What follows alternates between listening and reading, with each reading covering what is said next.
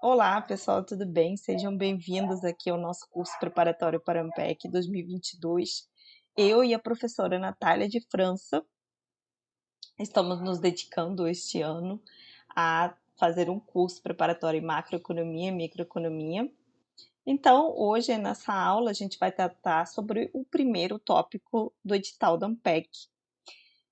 Antes de começar, deixa eu me apresentar. Meu nome é Adriana Cabreira Baca e sou doutora em economia pela Universidade Federal Fluminense. Então, rapidamente, né? Vamos começar. O primeiro tópico do edital da AMPEC é contabilidade nacional. Então, é isso que a gente vai tratar na aula de hoje. Lembrando que a aula de hoje, para aquelas pessoas que não sabem muito ainda sobre o nosso curso, tem o objetivo de, além de resolver a questão, de mostrar a parte teórica que é cobrada nessa questão. Então, essa aula ela serve também como um resumo, né, do que vai ser dado. Eu acho que é importante, sempre falo isso para os meus alunos, de dedicarem um tempo do seu estudo para montarem vocês mesmos os seus mapas mentais, os seus resumos. Então, eu espero que essa aula possa colaborar aí com a montagem dos seus resuminhos para aquelas pessoas que já estão começando o estudo da AMPEC ou até mesmo estão estudando para concurso. Então, na aula de hoje, a gente vai tratar sobre a prova de 2011, é a questão 1. Deixa eu só focar aqui que é melhor. Então, vamos lá a falar um pouco sobre essa prova. No AMPEC 2011, questão 1. No ano de 2009, um país hipotético apresentou os seguintes dados com suas contas nacionais em unidades monetárias. Produto interno líquido a custo de fatores, que a gente vai chamar de PIL, né? A custo de fatores, 3.500. Formação bruta de capital fixo do setor privado, 600 unidades monetárias. A gente chama essa formação bruta de capital fixo de formação bruta de capital fixo. Aí podemos colocar aqui entre parênteses setor privado, variação de estoques do setor privado. O símbolo de variação, né, ele é representado pelo delta, então variação de Ezinho, que vai representar os estoques do setor privado. Impostos diretos, que a gente vai chamar de ID, impostos indiretos, II. Outras receitas correntes do governo líquidas, né? Então a gente não vai chamar aqui, eu pelo menos não tenho uma abreviação em específico. Se vocês tiverem, por favor, deixe ali nos comentários, né? Eu colocaria assim, desse jeitinho mesmo que eu fazia. Outras receitas correntes do governo líquidas, né?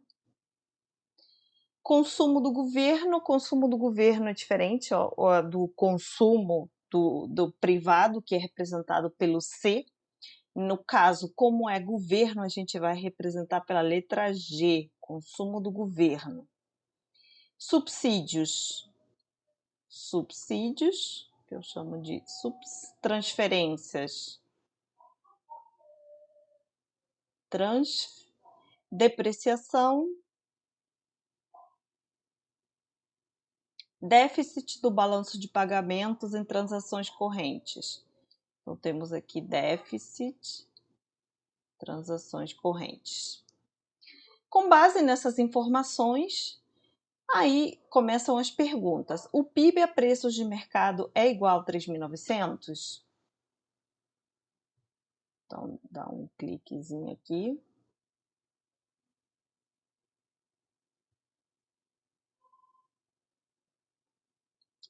O PIB a preços de mercado é igual a 3.900? Então, para responder essa questão, o que a gente tem que levar em consideração?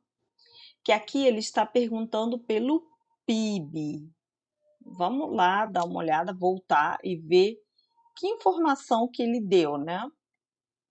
Opa, desculpem. Voltando aqui. Que informação foi dada? Foi dado o PIB? Não, foi dado o produto interno líquido e não o PIB. Então, primeira coisa que a gente tem que pensar aqui é no seguinte conceito: qual é a diferença entre o produto bruto e o produto líquido? Então, eu coloquei esse quadrinho aqui, que vai servir como a nossa parte teórica da aula, né? Os bens de capital, eles se desgastam, deixa eu colocar aqui o vermelhinho. Os bens de capital se desgastam ao longo do tempo como consequência natural de um fenômeno chamado depreciação. E essa é a chave entre a diferença dos dois conceitos, entre um agregado bruto e um agregado líquido. É a depreciação. Nem todos os gastos com investimento contribuem para a ampliação do estoque de capital. Parte dos gastos são realizados para repor esse capital depreciado, né? Com o passar do tempo, aquele bem ele não continua tendo a mesma idade, digamos assim. É como o nosso celular, por exemplo. Com o tempo ele é depreciado. Com o tempo as coisas precisam de uma manutenção, o computador também. Então, isso é chamado de depreciação.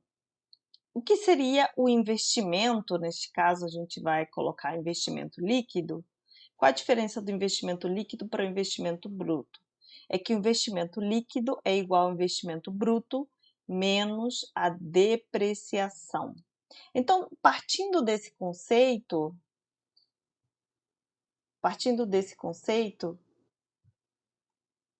qual a diferença entre o PIB e o produto interno líquido e o produto interno bruto? Vamos mudar aqui de cor. Qual a diferença? Então, desculpa. O produto interno líquido a custo de fatores, não esquecer que o custo de fatores, preço de mercado, é a forma como o preço está sendo dado. A gente vai falar um pouco mais sobre isso. Então, o produto interno líquido, para passar para o produto interno bruto, a custo de fatores, o que eu tenho que fazer? Eu tenho que somar, eu vou lembrando, né? Estou indo do líquido para o bruto. Então, eu tenho que somar a depreciação.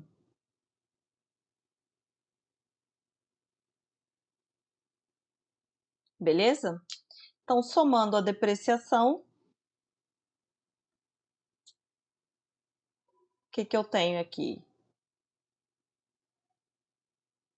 Eu tenho que o PIB a custo de fatores é igual ao produto interno líquido a custo de fatores mais a depreciação.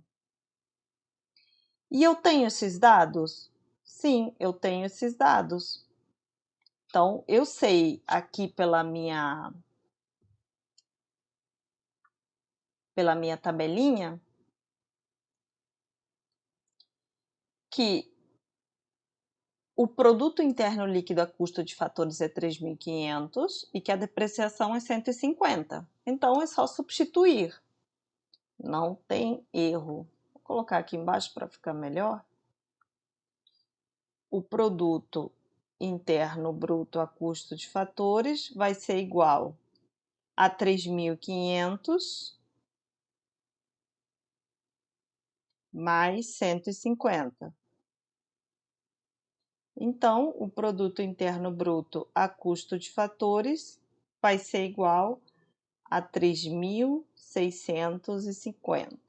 Mas esse valor ainda não responde à minha questão, porque nessa questão ele pede o PIB, mas não é qualquer PIB. Vou colocar essa cor aqui.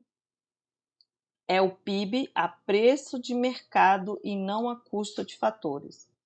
E aí vamos para a nossa próxima definição, que seria a diferença entre custo de fatores e preço de mercado. Então, Quando que acontece a diferença entre custo de fatores e preço de mercado?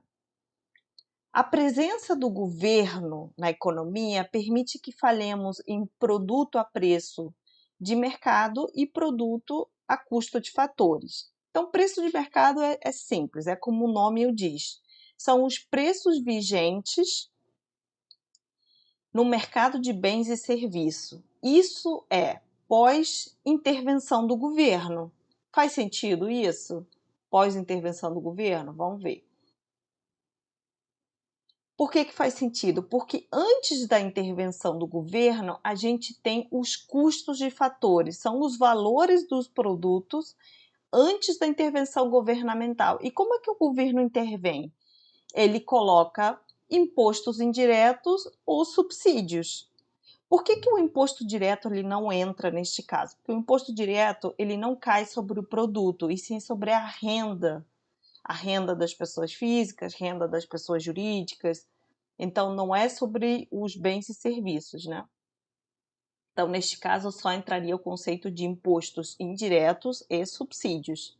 Então, o preço de mercado é o preço vigente no mercado, é pós-intervenção do governo, depois que aconteceram os impostos, que aconteceram os subsídios, é aquele preço que você encontra na prateleira. Os custos de fatores não, são os valores dos produtos antes da intervenção governamental, por meio de impostos indiretos e subsídios. E aí temos dois conceitos aqui super importantes, aproveitar, né, para falar sobre eles. É bem rapidinho. Impostos indiretos, o que são? Eles incidem sobre o produto. Eles reduzem indiretamente a renda das pessoas. Exemplo, ICMS, ISS, IPI. Por que indiretamente? Diretamente quem faz isso é o imposto direto, como o nome diz, né? Subsídios são concessões de dinheiro por parte do governo para alguma atividade, algum produto, na intenção de fornecer algum estímulo. Então, eles dão subsídios. Podem ser considerados como impostos negativos. Então, uma vez que sabemos agora a diferença entre preço de mercado e custo de fator, agora fica simples, né, responder essa questão. Agora é bem simples de responder. Vamos voltar aqui para mudar a cor da nossa canetinha. Então, como é que eu faço para ir do... Como é que eu faço para ir do produto interno bruto a custo de fatores para o que realmente quero? É o que a questão me pede, que é o produto interno bruto a preço de mercado. O que eu tenho que fazer? Então, agora eu tenho que diminuir. Por quê? Porque a preço de mercado, vou colocar aqui em vermelhinho, custo de fatores para preço de mercado. Eu tenho que diminuir o imposto indireto e somar os subsídios. Beleza? Por quê? Porque custo de fator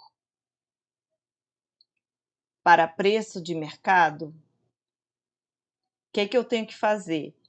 Custo de fator para preço de mercado, eu tenho que reduzir o imposto indireto e somar os subsídios, que é o que de fato acontece, né? Os impostos indiretos, eles agem, né? Eu vou ter que reduzir esse imposto direto e somar esses subsídios. Eu vou colocar aqui em nuvenzinha para vocês lembrarem. Isso aqui, por exemplo, colocar direto no resumo, fica ótimo. Então, mudar aqui a cor. Agora é só substituir. PIB a custo de fatores é igual a PIB a preço de mercado menos os impostos indiretos mais os subsídios. Quanto é o PIB a custo de fatores? É o que eu acabei de achar, né? 3.650, que vai ser igual ao que eu desejo, né? É o que eu quero saber, que é o PIB a preço de mercado, menos. O imposto indireto ele foi dado pela questão. Então, o imposto indireto ele foi fornecido. Ele é 150 e os subsídios têm o valor de 100. Então, eu posso substituir. Menos 150 mais 100. Daí eu tenho que o PIB a preço de mercado vai ser igual a 3.650, menos 150 mais 100, menos 50. Menos 50 passa para o outro lado, vai ser mais 50. Então, o PIB a preço de mercado vai ser igual a 3.700. É o que a questão me diz? Não, não é. A questão diz que é 3.900. Então, essa questão é falsa, porque é essa a resposta. Beleza, gente? Não tem muito mistério, né? Tranquilo. Então, agora partiu para a próxima questão. Considerando que o déficit público é igual a 150, desculpa, então o investimento público é de 200. Então, a primeira coisa que eu tenho que reparar aqui é que agora estamos tratando de um novo conceito, né? Que é o déficit público. O que é déficit público? Então, vamos aqui a nossa tabelinha, né, de lembretes. Perdão, deixa eu apagar aqui essa. O que seria o déficit público? Então, aqui a nossa tabelinha de lembretes, ela nos diz o seguinte: o déficit público é o excesso de despesas governamentais totais sobre as receitas correntes do governo. Ou, de uma forma mais simplificada, a gente tem que é o excesso de investimento governamental sobre a poupança pública. Então, o déficit público que é representado por esse DG, ele vai ser igual ao investimento governamental menos a poupança pública. Então, isso daqui é lembrete certo, todo ano cai. Então, vocês têm que lembrar e colocar no seu resuminho. E entender que o déficit público é o excesso de investimento governamental sobre a poupança pública, e é representado por essa equação. Então, agora ficou mais tranquila a questão, né? Então, a gente pode começar a resolver. Então, a gente vemos que o déficit público é igual ao investimento governamental, né? Investimento público menos a poupança pública. Nós temos esse valor aqui, ele foi dado pela questão, ele vale 150. Então, eu sei que isso aqui é igual a 150. Eu quero saber o investimento, né? Então, poupança do governo, isso aqui me foi dado pela questão, no início da questão? Então, vamos ver se foi dada a poupança do governo. Então, temos aqui PIB, formação bruta, investimento, Uma olhada rápida aqui na nossa listinha em azulzinho, nós não temos poupança. Então, o que, que a gente tem que começar a pensar? Qual o significado da poupança? E aí começa, né, a história. Lembrar que a poupança do governo é como se fosse a nossa poupança, é a mesma coisa. Do que é formada a tua poupança? A tua poupança ela é formada do teu salário, se você está assalariado, né? Menos os teus gastos. Só que esse salário, ele é bruto ou ele é líquido? Ele é líquido, certo? Vocês lá no seu contra-cheque, vocês têm um valor que vocês recebem, né? Vocês recebem, sei lá, um valor X, só que é descontado uma série ali de itens que o teu valor líquido fica bem menorzinho, né? Então, infelizmente. Então, a poupança do governo é exatamente a mesma coisa, não muda nada. É o recebimento líquido, só que a gente não chama de recebimento líquido, né? Não é o salário líquido, a gente vai chamar de renda líquida do governo menos os gastos do governo, que é exatamente o conceito que a gente tem da nossa poupança particular, que é o nosso salário líquido menos os nossos gastos. O que sobra é a poupança. Espera-se, né, que a poupança esteja sempre positiva. Então, que conceito que a gente tem? O primeiro conceito que eu vou deixar aqui é que poupança do governo é igual à renda líquida do governo, desculpa, menos os gastos. Então, vou colocar aqui em nuvenzinha para lembrar que esse conceito é super importante, né? Poupança do governo é igual à renda líquida do governo menos os gastos. Agora vamos lá as perguntas. Eu tenho esses gastos? Vou até mudar de cor aqui. Eu tenho G, mas eu não tenho a renda líquida do governo. Isso aqui não foi dado pela questão. Quanto vale o G? Então vamos olhar aqui quanto vale esse G. Lembrar, o G vale 350. Então, só dar uma olhadinha novamente, não foi dada a renda líquida do governo. Então, o G vale 350. Então, esse valor eu tenho, 350. Agora, a renda líquida do governo. O que seria a renda líquida do governo? A renda líquida do governo é também como se fosse o nosso salário líquido. O que é o nosso salário líquido? É o nosso bruto, é o nosso recebimento bruto, menos todos os descontos que são realizados.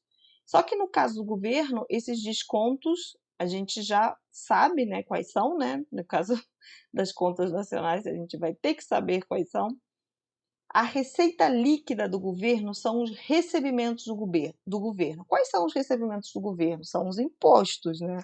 A tributação é a renda do governo, né? A principal fonte de renda do governo. Então, nos impostos a gente tem impostos indiretos, mais impostos diretos, mais outras receitas líquidas, né? Neste caso, do governo. Esses aqui seriam os seus recebimentos, menos tudo que é descontado, tudo que ele precisa pagar com obrigatoriedade. Então, seria os subsídios, né? Menos as transferências governamentais. Todos esses conceitos foram dados pela questão, então eu posso sim calcular essa receita líquida do governo. A receita líquida do governo eu tenho anotado aqui para a gente não ficar indo e voltando, mas claro que vocês podem ficar com a questão do lado e acompanhar a aula, que aí eu acho que fica melhor.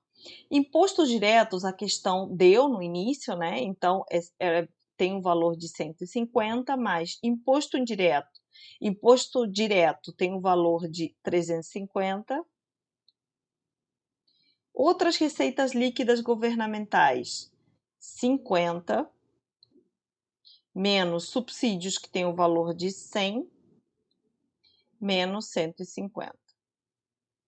Então, aí fica fácil calcular isso daqui. A receita líquida do governo vai ser igual a 300. Galera, não usem calculadora, viu? Esqueçam totalmente que a calculadora existe. Este é o momento de vocês usarem a cabeça, porque às vezes vocês têm um conceito, vocês têm tudo pronto, lembraram, fizeram resumo, fizeram questões, mas pelo uso da calculadora na hora, o seu cérebro não está treinado para fazer contas simples, e aí acaba que vocês pegam e erram não na teoria, e sim na parte da matemática, que é uma parte bem simplesinha, né? Só uma subtração, divisão. Então, esse é o momento de vocês sentirem qual é a melhor forma de encontrar o resultado de uma divisão fracionária, ou, bom, ou de trabalhar com equações, inequações, tanto em macroeconomia, microeconomia, vocês vão ver, tem bastante disso, estatística também, matemática, bom, nem dispensa comentários, né? Então, vamos lá. Voltando, então, temos o valor da receita líquida do governo, e aí é só substituir, né? Então, substituindo, temos que a poupança do governo, vou até colocar em vermelhinho, para a poupança do governo vai ser igual a 300 menos 350. Então, a poupança do governo é igual a menos 50. Então, uma vez que eu já sei o valor da poupança do governo, obviamente eu já posso calcular o valor do déficit público. Qual o valor, desculpa, do investimento público? Então, eu sei que o déficit público é 150, o investimento público é o que eu desejo saber, menos quanto é o valor da poupança? É menos 50. Então, é menos, abre parênteses, menos 50. Então, temos aqui que 150 é igual ao imposto do governo, menos com menos mais 50. E o imposto do governo vai ser igual, joga o 50 para o outro lado e menos 50. Então, o imposto do governo é igual a 100. E essa é a resposta. Investimento público é de 200? Não, ele é igual a 100. Então, a questão é falsa.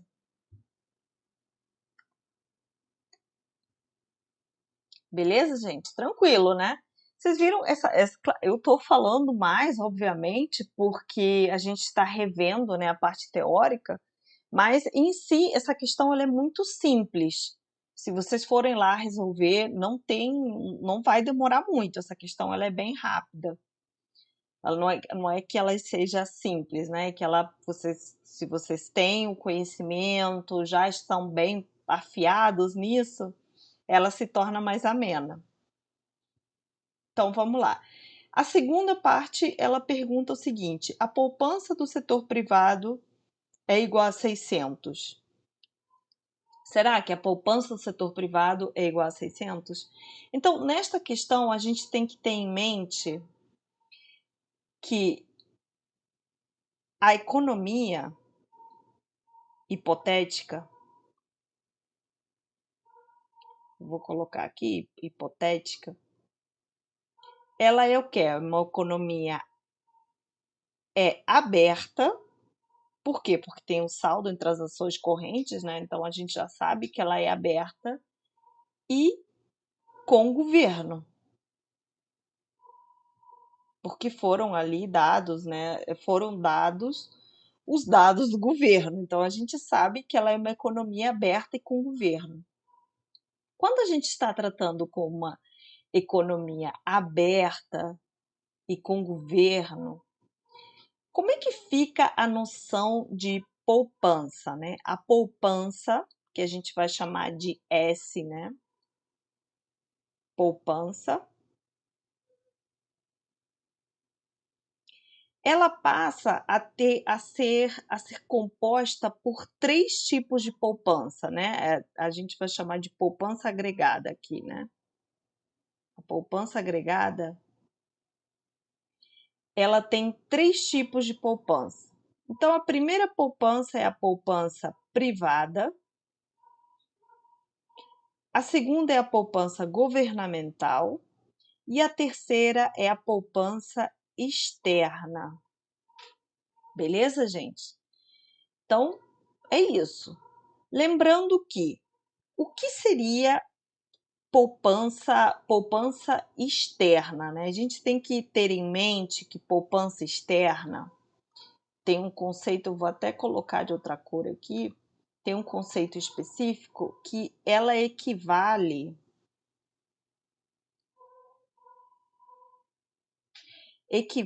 ao déficit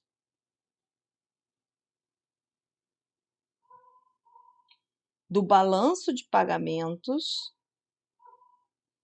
em transações correntes que foi dado na questão. Ele equivale ao déficit do balanço de pagamentos em transações correntes. Então, isso é dado pela poupança externa. Então, isso aqui é uma coisa que vocês sempre vão ter que lembrar. Toda vez que vocês virem déficit no balanço de pagamento das ações correntes, já vão saber que isso é a definição de poupança externa. E outra coisa também que essa questão nos diz, isso pelo lado da poupança, mas também temos pelo lado do investimento, que o investimento ele deixa ser apenas um investimento privado, né? O investimento agregado, vou colocar aqui investimento só para vocês. O investimento agregado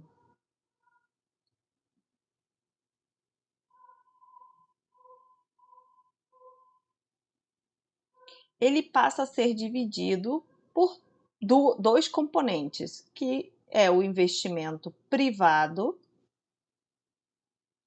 e o investimento governamental. Só que o que seria o investimento privado, né? O investimento privado, ele é, né, na verdade, ele é formado pela formação bruta de capital fixo,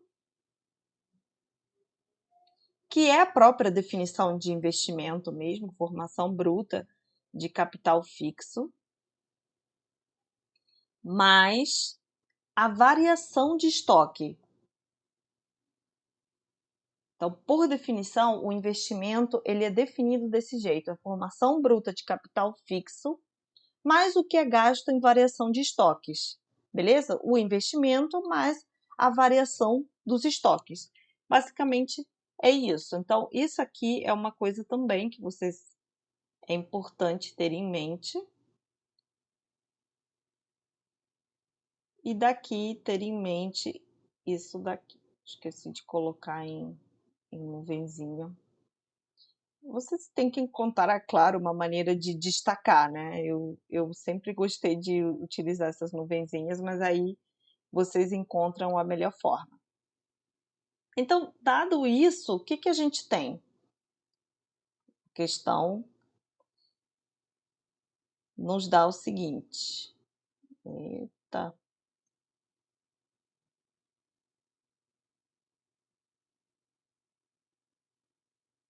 Pela igualdade, poupança igual a investimento,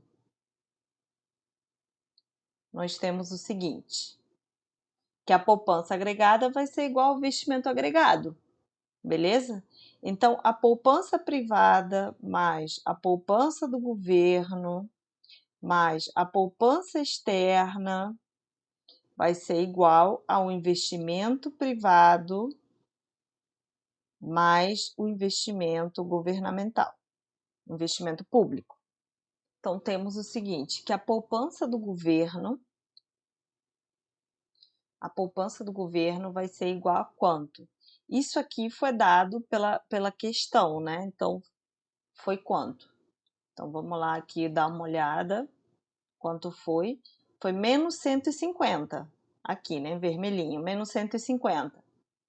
Então, agora é só substituir, colocar aqui menos 150. Poupança privada é o que a questão está pedindo, né? A questão, ela afirma que poupança privada é 600, então é isso que a gente vai ver. Poupança externa, ele equivale ao déficit do balanço de pagamentos e transações correntes. O déficit do balanço de pagamentos e transações correntes, ele foi dado pela questão Tá lá no finalzinho, é o último item, é o déficit em transações correntes e tem o valor de 200. Então, é só substituir, né? Então, déficit de transações correntes, que equivale à poupança externa, tem um valor de 200. O imposto privado, quanto vai ser? O imposto privado, a gente já sabe que é a formação bruta de capital fixo mais a variação de estoques. A formação bruta de capital fixo também foi dada pela questão, e a variação de estoques também. Então, eu não vou ficar indo e voltando, mas eu sei que é 600 mais 50. Por último, eu tenho poupança do governo. A poupança do governo foi encontrada também na questão 1, no item 1 dessa questão. Então, basta voltar, né, e ver quanto é que deu. Poupança, investimento do governo é igual a 100. Então, eu posso utilizar esse valor, investimento do governo é igual a 100. Então, eu já coloco aqui. E aí é só substituir. Poupança privada vai ser mais menos 50 mais 200 é igual a 600 mais 50 mais 100. Então, posso dizer que poupança privada, vou pagar aqui, mais com menos, menos 50 mais 200 mais 150. 100 mais 50 mais 700 dá 750. Poupança privada vai ser igual a 750 menos 150 vai ser igual a 600. Então, essa questão realmente ela é verdadeira.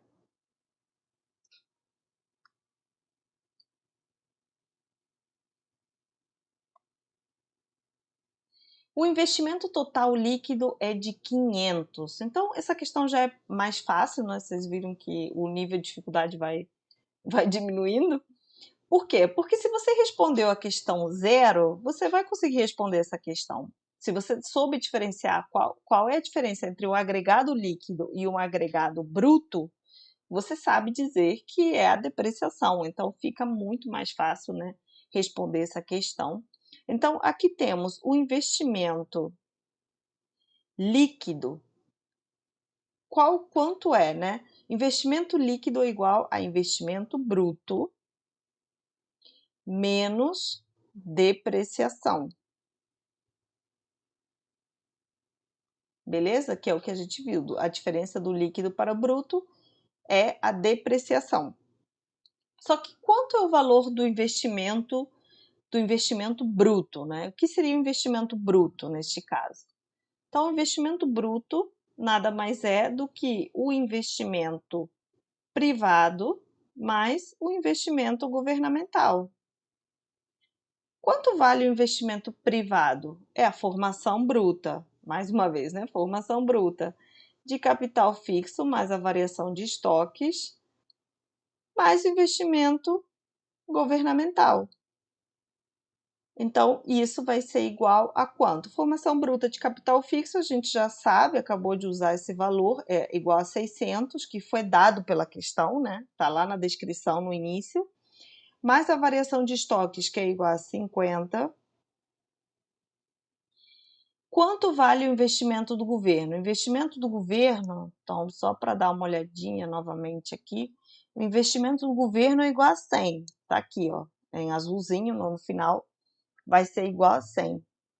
Então, aqui a gente coloca mais 100.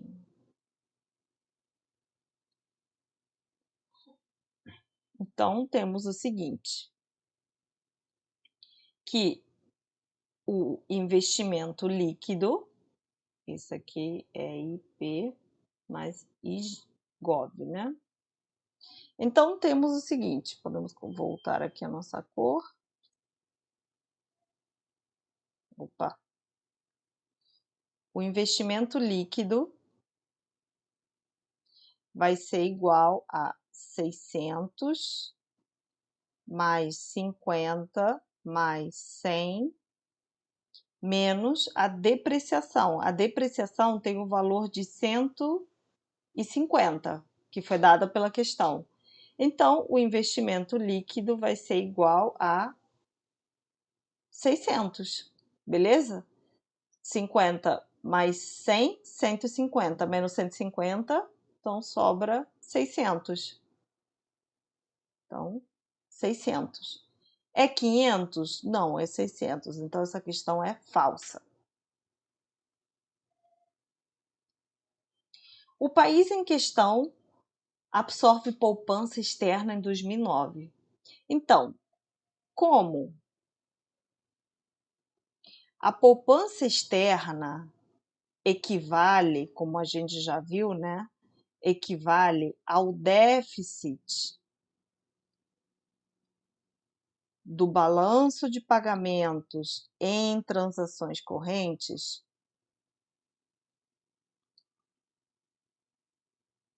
temos que a poupança externa é igual a menos transações correntes, beleza? Menos transações correntes. Então, isso daqui é uma coisa que vocês já colocam no seu resumo. Poupança externa é igual a equivale ao déficit do pagamento de transações correntes. Então, poupança externa é menos as transações correntes. Como? Voltamos a colocar dessa cor. Como há um déficit em transações correntes, que foi informado pela questão, né? Como há um déficit em transações correntes, então é como se esse TC ele fosse negativo. Então, menos com menos dá mais. Então, a poupança externa ela é positiva, e de fato ela é positiva, né? E isso nos diz o quê? Que realmente o país ele absorve poupança externa em 2009. Então, essa questão ela é verdadeira. Beleza, gente? E assim, terminamos aqui de fazer a nossa questão 11, a nossa questão 1 do ano de 2011 de macroeconomia. Eu espero que vocês tenham gostado. Qualquer dúvida podem deixar nos comentários que eu vou respondendo ou entrar em contato comigo. Lá embaixo a gente vai deixar os nossos contatos. E é isso, galera. Bons estudos aí. Valeu!